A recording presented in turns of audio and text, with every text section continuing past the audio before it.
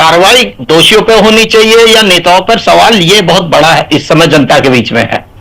और संवेदना जो है वो नेताओं की है और होनी भी चाहिए, क्योंकि हम विपक्ष का काम कर रहे हैं। जहां भी घटना घटित होगी, जहां भी अन्याय होगा, अपराध होगा, वहां हम लोग जाएंगे। और वो सब लोगों के सामने जो चीजें आ रही हैं कि बुलडोजर वाली जो इनकी पीआर है, वो क्या होता है कि कहीं भी अपराध होता है, वो मीडिया ट्रायल चलाते हैं, कहते हैं एक्शन लेंगे, बाद में चुप्पी साध दी जाती है। एक सेलेक्टिव अप्रोच लगातार देखने को आ रहा है, लगातार कई वर्षों से आ रहा है। विपक्ष इस बात को जोर शोर से उठा रहा है, खासतौर पर कांग्रेस पार्टी।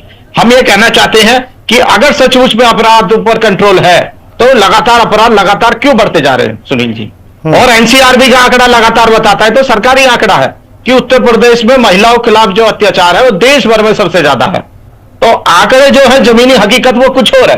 अगर आमजन जाएगा थाने पर रिपोर्ट दर्ज कराने, उसकी रिपोर्ट दर्ज होगी नहीं। तो सरकार किस चीज की पीठ थपथपा रही है, ये समस्या अब परे है। और ये परीक्षा इस समय क्या है, लॉ एंड ऑर्डर की भी है, और पुलिस किस तरह से काम कर रही है वो सब अब लोगों के सामने आ चुका।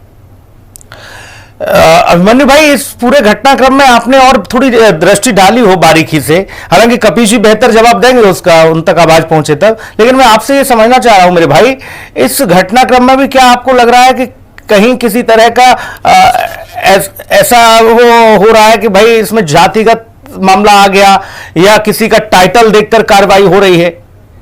और मैं ये भी समझना चाह रहा हूं अभिमन्यु आपसे कि समाजवादी पार्टी के डेलीगेशन को ग्रामीणों ने क्यों खदेड़ दिया, पत्थर तक मारे उन्हें?